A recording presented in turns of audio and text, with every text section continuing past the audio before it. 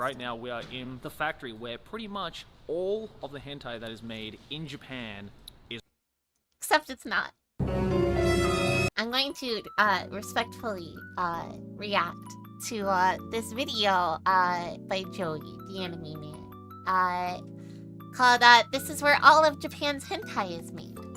And it's not. Before we start looking at this video, at least briefly, so what a doujin is. Essentially, a doujin is a thing that is self-published, not-for-profit. So it's not actually limited to manga. So doujinshi can be manga, it can be light novels, it can be art books.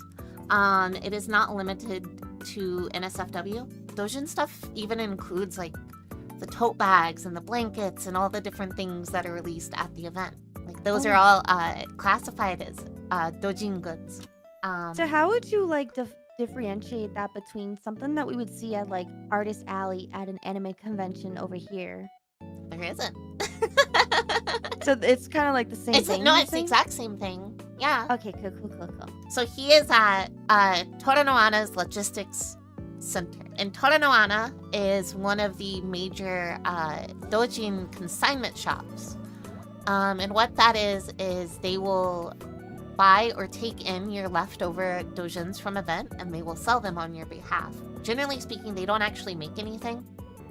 They are a way for excess stock to be sold and stored.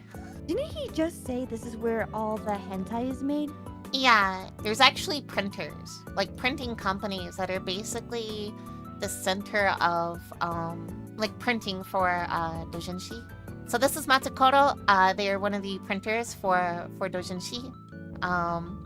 They're one of the bigger ones.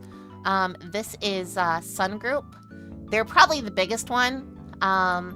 And so this is where doujin circles will go to get their doujins printed, as you can see in the lovely video. A lot of popular circles will have pre-order options. They will have pre-order periods before Comic-Con and such, where you can pre-order copies, and basically they get the shipments.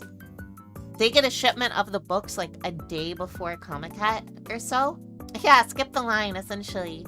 I would say it's more common to see that in the last 3 years or so, just because in 2020, Comic-Con got canceled, which led to a lot of people having like nothing to do with their doujins, and so they all just went to shops. If he wasn't trying to sell this as a factory, this would be such a cool video, because I think the logistics of it is like actually really cool.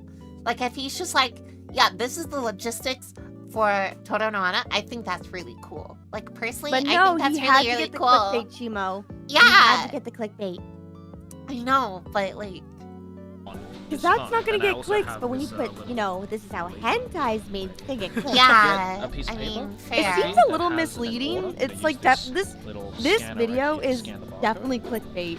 A lot of them as well can be NSFW, but also can be safe for work as well. For instance, this one right here.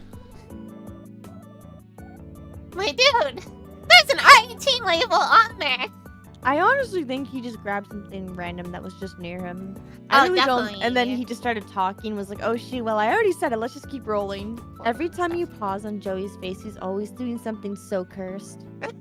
Every single time. Well guys, that was the Toranoana factory tour. Hopefully you Oh my... Yep.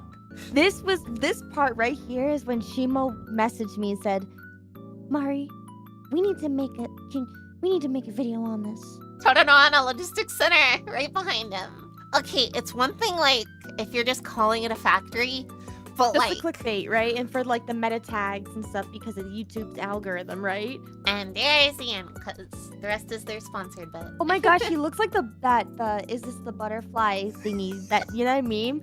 He goes, is this a factory? Is this where Japan's hentai is made? Is this where doujin's made? You know, like things like that. It kind of looks like